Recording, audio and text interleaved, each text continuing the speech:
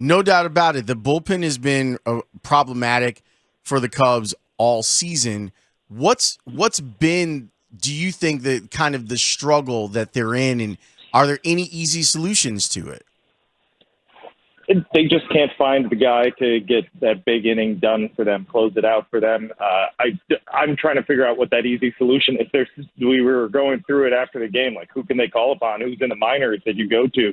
Who's trusted in the bullpen? Right now, I'd point to Adbert and Leiter as two guys that you can trust for the most part. Did Leiter have a good night last night? No, but that's going to happen over the course of the season. But he's been pretty great overall. Adbert's been really solid, looking better against lefties. I think he's the guy that you can look to as like, this is my highest leverage reliever. Similar feeling with Leiter.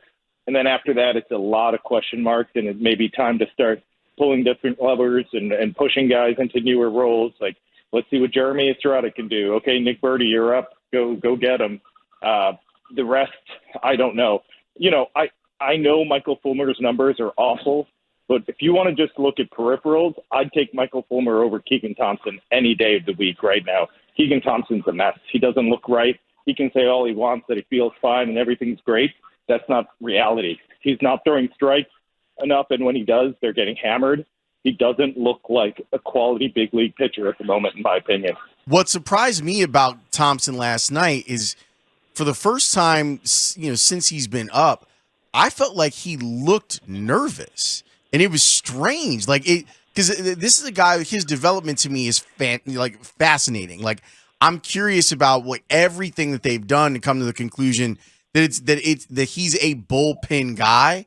But why aren't we seeing the best version of him? So there's a couple things going on with him.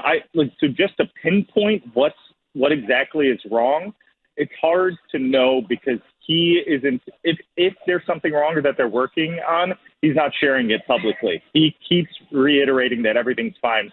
From spring training to now, everything's been fine with him, according to when you talk to him.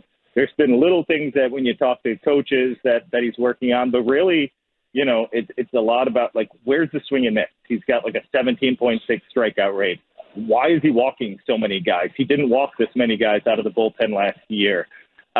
He was getting a little lucky early on, missing barrels. So that's not just luck. That's good. That's being effective and hitting your spots. That stopped happening, and now he's not missing barrels. Why is he a reliever over a starter? I think he just can't be effective beyond 4+ innings, right? So it's a really difficult situation. I wrote about this, but he's not effective on 1 day rest, on no 2 days rest. He's just not effective. It has to be 3+ days. That really taxes your bullpen. You better be going 3+ innings. If you're available once a week, twice at max, that puts so much pressure on the rest of the bullpen. They have to be ready more often. They have to eat up more innings. So you have to go 3+ innings. So they're trying to figure out, can we use him more often? Can we use him on shorter rest? His body doesn't bounce back well enough. That's just the reality of the situation. And he could be the linchpin of the bullpen if it was working in the way that it was last year. Right now it isn't. So what's happening is it's a domino effect and impacting the rest of the bullpen, leading to just this, what we're seeing right now, where every high leverage moment is a mess. Nobody's coming through in these high leverage moments. And there's another aspect where, my Lord, does this team have a lot of high leverage moments? Right. Where's that breather that they get? There were some of them early on in the season. They had, I believe, the last game of the Cardinals series was a nice breather. Outside of that, it's like, when do these guys get to take a breath and have one of those games where it's like, okay, I can kind of let it loose, and if I give up a couple runs, no big deal. I can work on things. I can get settled in. Ross can throw someone in there that he wants to see what they can do and get some low leverage innings. That doesn't exist right now. And everything is so high pressure. I know this is the big leagues, and that's part of being, up here at this level. You got to come through in the big moments, but every single moment being big, that's really hard to work through. And this goes beyond, Ross's decision making, the makeup of the bullpen. It's just, there's a lot of moving parts here that I think just, it's not as simple as pointing the finger at one person, but I think you can complain about certain little things and spread the blame around. But it's just really I find it fascinating how Keegan Thompson is so important to the bullpen, and his ineffectiveness is kind of causing this chain reaction. You're asking where the low leverage moments are. That's what last night was supposed to be. That's what made it hurt so much. For those of us that flip around, especially now in the age of the pitch clock, and we're sort of figuring out when I can go Sox, Cubs, basketball, Sox, Cubs, basketball, and you're like, okay, I can back burner this one for a little while. We're headed into the 8th, and we're all right. And then you look at your phone, and you're like, well, what the hell, man? Come on. Yeah. And then that starts happening because that's what that's supposed to be. It's what Jed talked about in October about great teams blow teams out. And what he meant was it isn't just your show of dominance. It isn't just your I beat you 10-4. It's because I'm up 10-4, I can play for the next game. I can play for the next series. That's found money in Major League Baseball to have the luxury of using some of these innings differently because you've earned yourself that kind of developmental time or coaching time or time for growth. And the Cubs have had none of it.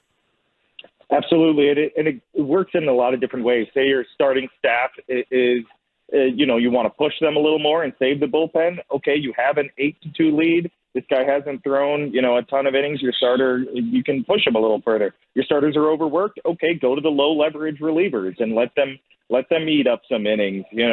Rest your high leverage relievers. It's just they don't have any of those moments. This isn't to excuse the ineffectiveness of some of these guys. It's just, look, all this stuff adds up, and it's just like there's not a break, there's not a breather, there's no time to really look at this team and say, okay, they can get through these 2 games without using too many guys, and now they're in a much better situation.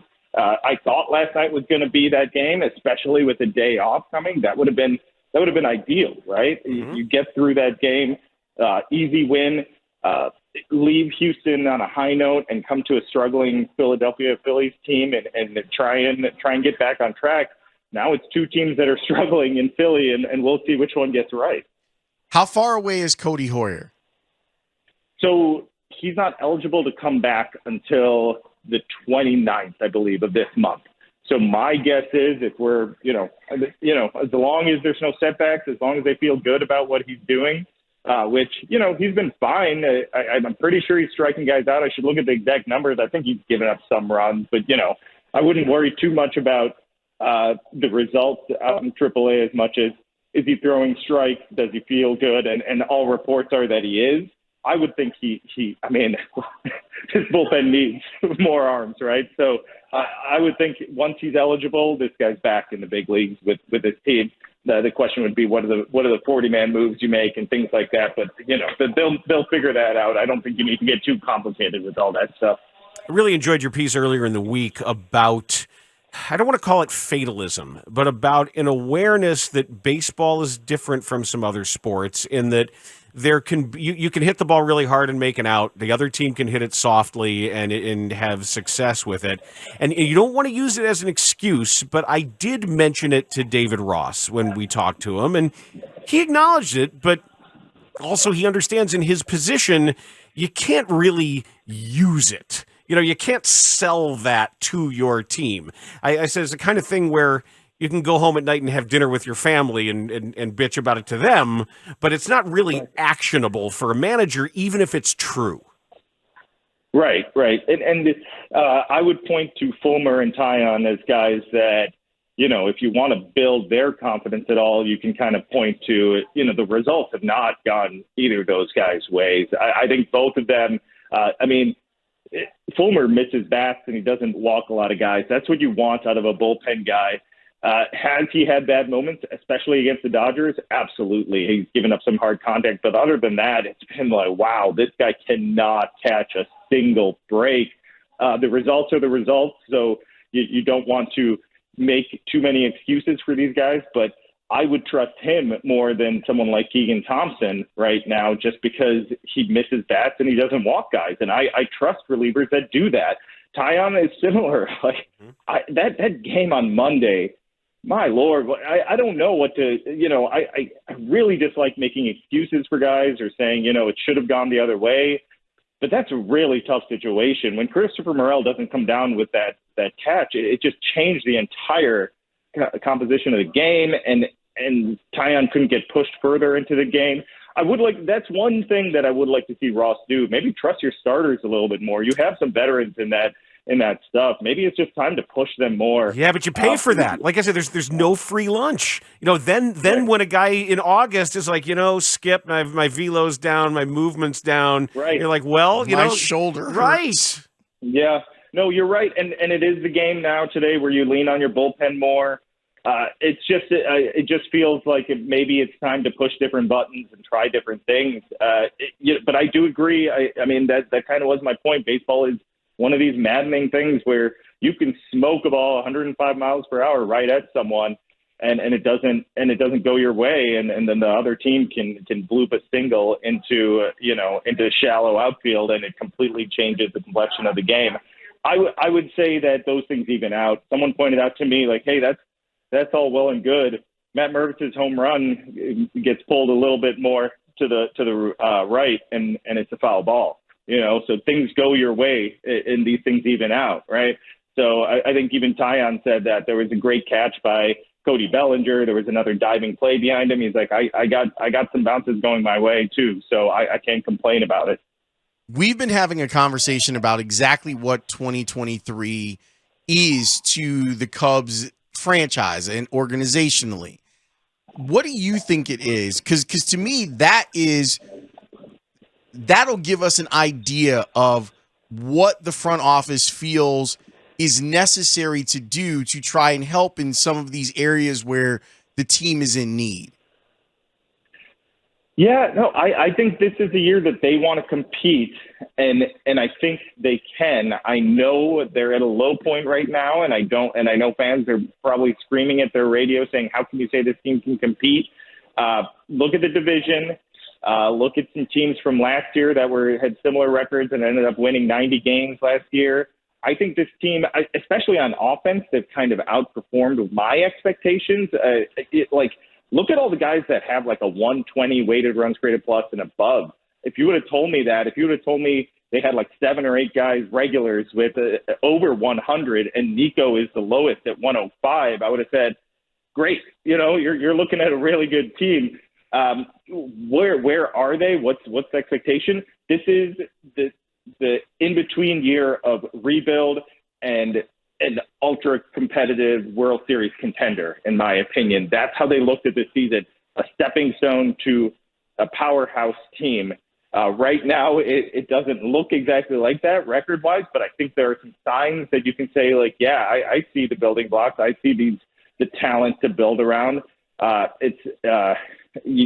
don't think this is a sell-off year, and I think it's a very big disappointment if they continue to lose, because they will have to sell off, right? That's probably the right move if you're 7, 8, 9 more games under 500 come mid-July. It's going to be the right move to sell, but it's a big disappointment if it is, in my opinion, and that's not the direction this team should be headed. It could end up working for 2024. I just think it's a bad look, and it doesn't, and like for organizational morale and for fan morale, and I know fan morale doesn't impact the team as much, but I think it matters, and I don't think fans deserve to have to go through another sell-off at the deadline. Even if it is the right move, it just seems like that's not what the city needs for the Cubs. Sahadev, do you think that David Ross is feeling appropriate pressure on the now more scrutinized decisions that he makes on what we're told was going to be a competitive team? I guess, what do you mean by appropriate pressure? Like, as in, like, he's aware that he needs to be,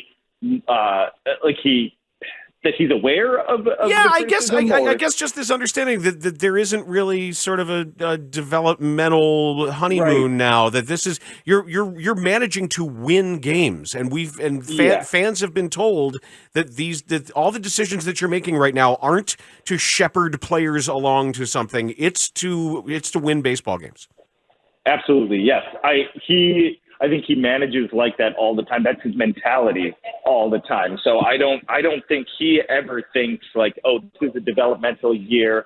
He won't admit that, at least. He certainly didn't at the end of last year, which I think was absolutely developmental, right? Like the last 2-3 months of last year was all about development, and pretty much the entire year, I guess you could argue. But he doesn't think that way.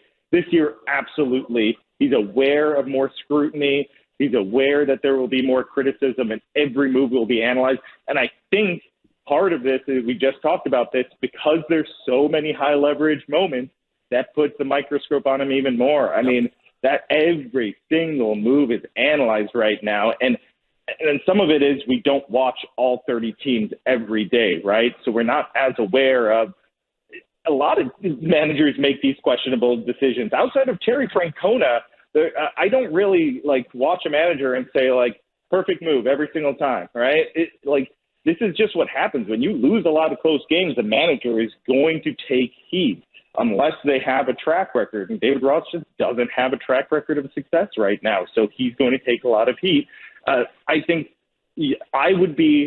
my biggest concern with him right now is some of the players on his roster that he's using as much, particularly Eric Hosmer. Eric Hosmer is a guy that should get a couple at bats a week. I don't think he should be starting more than once every 2 weeks, maybe, to give a guy a breather. I think he really hamstrings the roster as a whole. I think when Nico comes up tomorrow, I think Eric Hosmer should be the move. That's my opinion. I don't know if that's going to be the move, but Miles Mastrobuoni puts up a much better at bat and has more defensive versatility. I don't understand how that is the better move for roster construction. If you're telling me it's for leadership, I can point to 6 other guys in the clubhouse that can also lead that team and don't require to be played. There was a ball the other day that was at his eyes that he somehow hit on the ground, and I was just baffled. I was like, how does this guy hit that ball on the ground? But he's got this swing that he hasn't bothered to change for the past decade that just smokes balls into the ground. If he just put in the work to change that swing, then maybe he'd be a different player. But that's just who he is. And listen, he's a good dude in the clubhouse. I see it. I know he takes players under his wing, but that only goes so far. And then if you're trying to win, you can't have that guy on the roster right now, in my opinion. You've chronicled Seiya over the last week putting up some monster numbers. Is it just that now he's healthy and he's had basically a spring training, or is there something else going on here? Yeah, no, I think timing is so important, right? These guys talk about it all the time. It takes a little while to get my timing. I need to get my rhythm. I think he made some very slight tweaks with his leg kick, which is about timing, right? That's a timing thing. He's got it timed up. He's getting the ball in the air, and he's hitting some. He always hits the ball hard, right? I talk about this a lot, and I try and write this as much as I can to emphasize it. But there are 3 aspects of great hitters: they don't swing and miss, they don't chase, and they barrel up the ball. He was doing 2 of the 3 early on. He wasn't barreling the ball up. He's starting to barrel the ball up now. That means you're getting it in the air more. He hits it hard, whether it's on the ground or in the air. So when he's locked in, he's one of the better players in baseball, and now we're starting to see that. I think that, along with Bellinger being good, I know he's in a slump, and we'll see how he is when he comes back, whether it's an IL stint or not. But those 2 factors, I think, are really big on if this offense can kind of continue being what it is, being solid, right? You obviously want more big hits with men on base, but overall, I think that stuff will even out if these guys are just hitting. And I'm surprised by this group, and I'm starting to buy in on some of them. Ian Happ has sold me. After, I wanted to see him do it again. I'm a believer.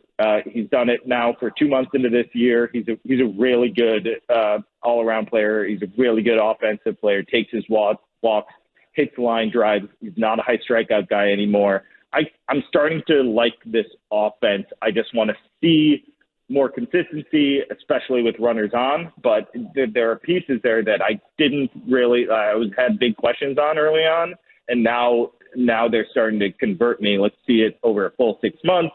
Let's see some big come through in big moments, and obviously get the bullpen right. And this team is better than expected. But we've gone through all these issues. We know where their problems are. But Seiya's a big part of this team, and him turning into a star would really help the future, the present and the future.